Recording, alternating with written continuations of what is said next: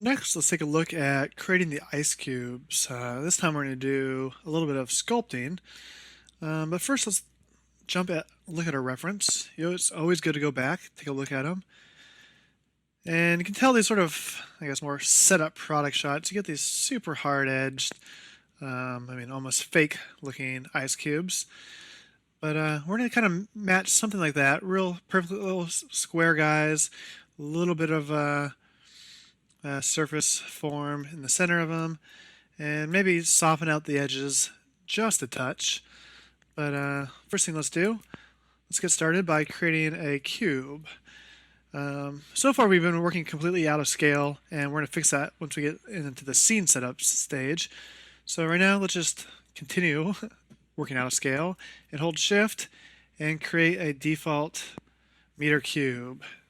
Again, we'll fix this all later and get them nicely into that place. So what we want to do is just there's different types of sculpting inside of Modo. There's sculpting where we actually just sculpt on the points that are there. There is multi-resolution sculpting where you can kind of sculpt in between where the points are. We'll kind of jump into that a little bit. Then there's actual vector displacement sculpting where you sculpt on an image map itself. But what we want to do is just sort of the more generic one where we just kind of sculpt onto the points. But in order to do that, we need to get some points into this form. Right now, we only have the top and the bottom 4 points, so we don't have much to work with. So what we want to do is do a faceted subdivide. So we can find that down here in the Mesh Edit menu. Come to Subdivide, and let's choose Faceted. And that's just going to basically keep our shape, but just cut each polygon in 4. So if I do that again, Faceted, so just keep adding geometries and hold our form. As opposed to earlier, the one we saw earlier when we just did Subdivide, it's actually going to start smoothing those edges, and that's not what we want right now, because we want to keep those relatively hard, and then we'll smooth it with our sculpting tools. Now the shortcut for that would be Shift D, so D for divide, Shift D, and that's going to bring up our subdivision menu, and it's faceted by default, and hit OK. So let's just do a handful of times. And now if we hit Tab, you can see we're getting a little bit, we're still holding the form more or less, but this edge is a little bit maybe too soft for what we want, because we'll soften it when we sculpt it. Even though in reality, ice cubes are relatively soft on the edges, but we're going to kind of do this fake little product shot one where they're still held pretty tight on those corners until we actually sculpt it ourselves. So we could just keep subdividing until we have real tight corners when we hit Tab. But right now I just want to add a bevel to these outer edges to hold this form. So I'm just going to zoom in here, hold Shift, double click, hold Shift, double click, and just kind of work our way. Double clicks and select that whole edge span. And just make sure we select all the outer edges themselves. So just continue your way around. There we go. Now we have all our outer edges selected. And before we've just been hitting B for bevel. So if I did that right now, click and drag, let's turn the round level down to 0. It's going to create this actual beveled or chamfered edge. That's not what we want. We want to keep it actually hard. So the way to do that, if we hit the square of the edge shape, as you can see now, so changing it in the bevel options to square, it's going to add that geometry at bevel time, as you see here, but it's going to keep that edge nice and hard. So now if I spacebar, drop my tool, hit Tab, now we're going to have a much harder sort of edge right there. And probably, I'm going to undo real quick, drag out my slider again to bevel. I'm going to keep it even harder, keep those edges pretty tight. While you're in the tool, you actually always hit Tab, so we can actually see what that's going to look like. And as you can see here, they're pretty darn sharp.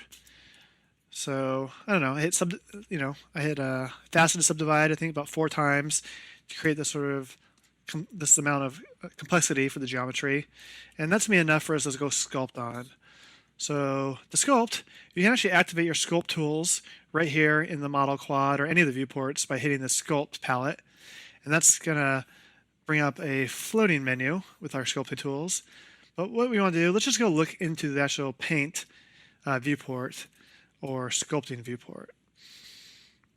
So the first thing you want to maybe just do is select your brush. So I'm going to do a push tool, and if I just click and pull, let's see what happens. Or click, basically want to draw on your mesh. So as you see with the push tool, it's just going to kind of push those points outwards. I'm going to undo that guy real quick. If we went to the carve tool, well, you can think if push goes out, carve is going to go in. So I'm going to undo that guy. And it's a handful of tools. There's a flatten, there's a smudge. Move tool is actually kind of nice. So if I take the move tool, I can just kind of click where and pull out where I want. That's pretty useful, actually. And this is starting to get some of that form that we were expecting to kind of get.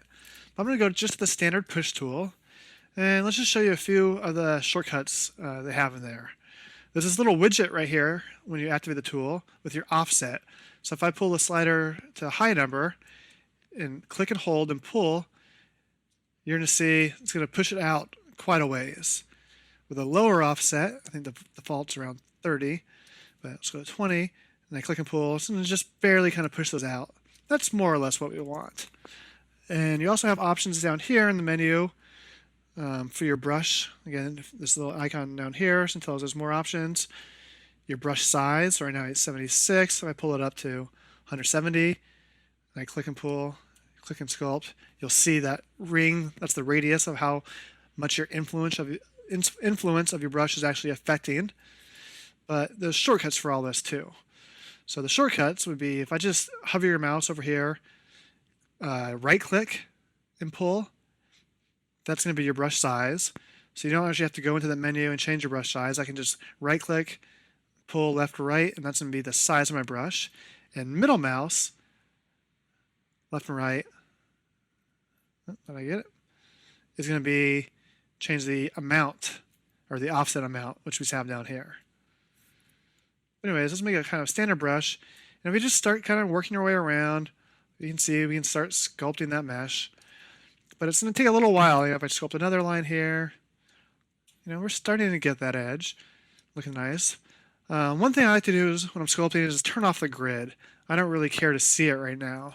So I'm going to go back, hit O. That's for the view options. Hover your mouse over the viewport. Come to drawing and control. Actually, I'm sorry. Come to visibility. And down here, there's show grid or show work plane. I'm going to make sure both of those are turned off. And now I can kind of see my mesh live without any of that grid kind of coming over me. So right now, if you look down here, you can see our brush is just a nice sort of soft, smooth brush. And that's great. We can kind of work our way around, smooth it. But we can also change your brush tip. So right now it's a soft brush. But if I came to this one third over in the menu, you can see it's going to change this more fractal pattern. So if I create right click and pull, this is going to be more of a kind of pattern brush. It's not going to actually do, it's going to kind of push different areas. It's not going to influence the map directly. It's going to kind of be this sort of fractally offset brush. So that's actually a much easier way to kind of get quick patterns in here that aren't necessarily as smooth. We want this sort of bumpy train. So this brush is good if you wanted to actually add bumpy, I use sculpting ground planes a lot, just because it adds a fractal pattern to the brush tip itself. So we're just going around, sculpting. And you don't want to mess up our edges too much. If we start pulling out, it's going to kind of break those hard cubes that we were looking at earlier, but you want a little bit of variety in these for sure. So we're just kind of working our way around the mesh and just lightly sculpting away. And another shortcut, instead of actually coming to the carve tool, if I hold control and I do my brush stroke, it's actually going to paint in. So that's a good way of kind of adding this random sort of patterns. Sculpt out, then hold control and sculpt back in.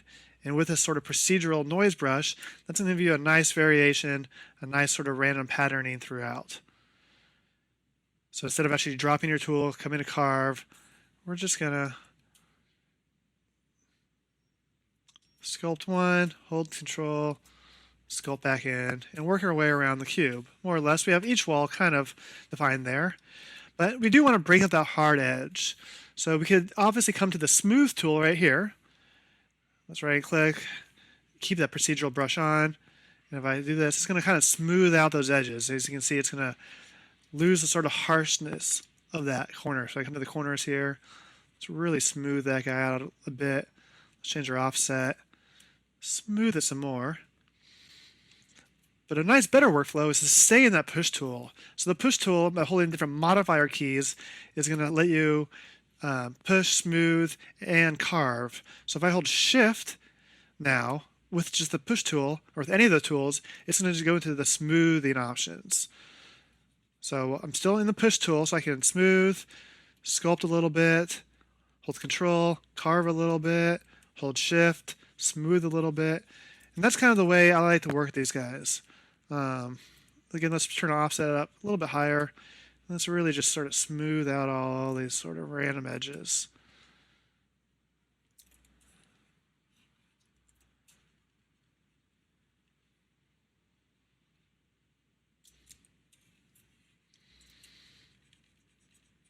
That's kind of where your artistic eye comes in. Some of these creases actually might look good at render time. We might put a little bit of bump map on this when it comes to rendering, so we'll create a little bit more of that fractal pattern. But as you can see here, we're just working our way around and sculpting on the points that are there until we get a nice sort of soft, more or less soft ice cube. So this is one ice cube. What we could have done, if we want to have different varieties of these, before we start sculpting it, we could have duplicated that mesh and had sort of the base square one, and then did your own sculpt per ice cube. This time I'm going to use one, and when we start rotating it into the scene and dropping it in the cup, it's going to look pretty random. Let's hold control, drop this guy back in. Some other things while you're sculpting, it's nice to look at this in a different shading way. So right now we're shading it with this advanced OpenGL shader. But if you come to the reflection shader down here on the bottom, you can see it kind of puts this sort of quasi-chrome material on it.